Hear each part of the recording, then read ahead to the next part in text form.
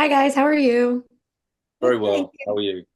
Doing great. I've been saying this to everyone because I think it's funny, but you guys got to literally live out the meme of how often do people think about the Roman Empire Yeah. because you were in it. And so for you guys, what was it like getting to step onto a set that was in Italy and also like looked like ancient Rome and the time of the gladiators? You go. Okay. Yeah, it was strange because the meme was going on while we were filming, so it was like just free advertising, I guess, for the show. Everyone was talking about how often they thought about Rome, while we were on Roman sets wearing Roman clothes. Yeah, it was incredible, and you mentioned the sets. The sets were like some of the most breathtaking sort of sets I'd seen. The underbelly of the Colosseum, and we had an incredible set designer and team that built them all. And it's quite mad because you go into a dark sort of warehouse, huge warehouse, and you can't really see anything. And then you sort of make your way onto the set where everything is lit, and it is like a sort of strange fantasy world that they've built in Cinecittà Studios. Um, and then you're there for a few hours, and you go back out into the sort of Roman, the daylight, and realize there's just this little fantasy world that's been built, and we're in there every day. So yeah, it was fun. It was a lot of fun. For me, I'm Italian and I live in Rome. So I know, Like, actually, I'm like 20, 25 minutes walk from the Palatine. So I'm kind mm, of not too far from the Colosseum. And I adore, like, I lived everywhere in the world, really. I mean, I travel a lot, but I chose to live here because it's the city I love the most in the world. So for me to have a portrait of Rome that I adore, that I love, that I walk into the city every day, and it's never enough. It's like as it's the first time that I see it was amazing. And as Dimitri said, our set, it's something unreal.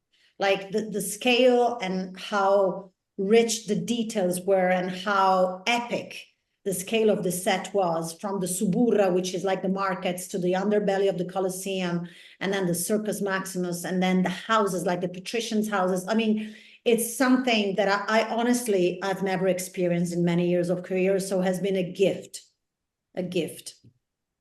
yeah, and it's beautiful to watch because like I've been there because my family was from Italy, but like when you get to see it all come to life, it's so pretty, but it's also a very grounded show character wise. Like it could be over the top and we all would be invested because that's kind of what we assume when we're watching something about ancient Rome.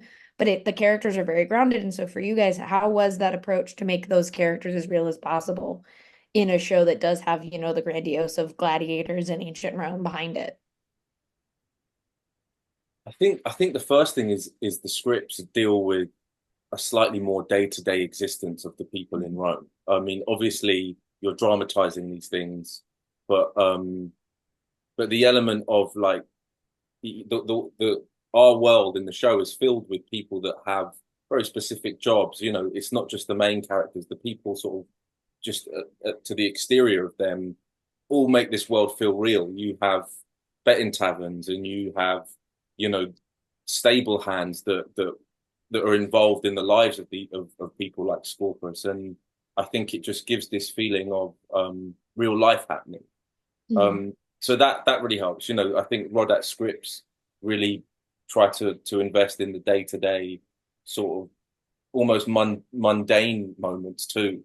Um, what does Scorpus do when he wakes up, and where does he wake up and where does he go for his coffee? I think they've sort of thought of those things and tried to put that in so that the grandiosity doesn't overshadow the fact that these were real times and real people. Yeah.